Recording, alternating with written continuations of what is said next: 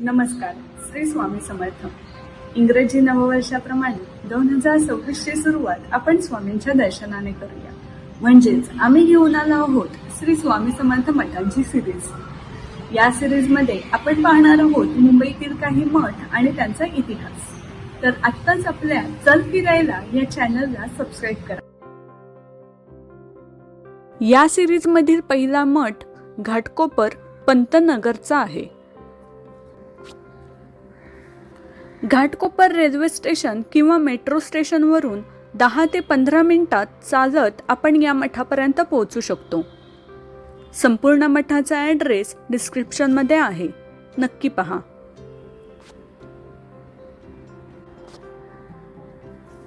या मठाचे खास वैशिष्ट्य म्हणजे संपूर्ण मठाच्या भिंती आणि जमीन शेणाने सारवलेल्या आहेत.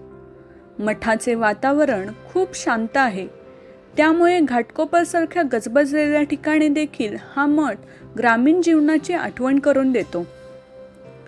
या मठाचे वातावरण खूपच भक्तिमय आहे. स्वामींच्या दर्शनाने मन एकदम प्रसन्न होतं. स्वामींच्या अवताराबद्दल आपण थोडक्यात समजून घेऊया.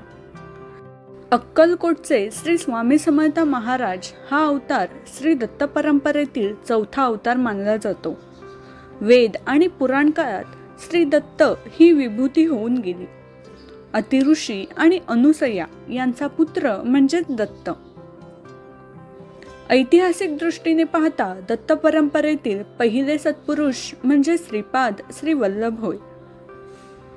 पूर्वेकडील प्रांतात पिठापूर येथे त्यांचा जन्म झाला.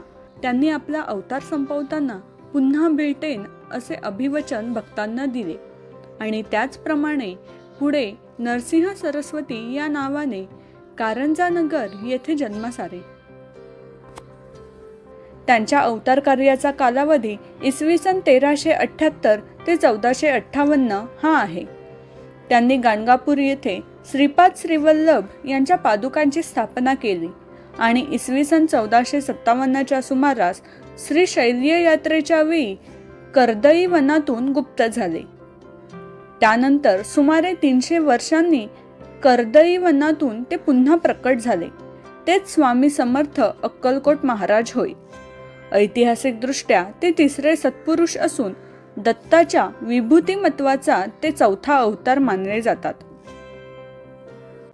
घाटकोपरच्या या मठाला नक्की भेट द्या आणि व्हिडिओ कसा वाटला हे कमेंटमध्ये नक्की कळवा. आपल्या चॅनलला नक्की सबस्क्राईब करा आणि बेल आयकॉन प्रेस करायला विसरू नका, म्हणजे या सिरीजमधल्या पुढच्या व्हिडिओंची नोटिफिकेशन तुम्हाला येत जाईल.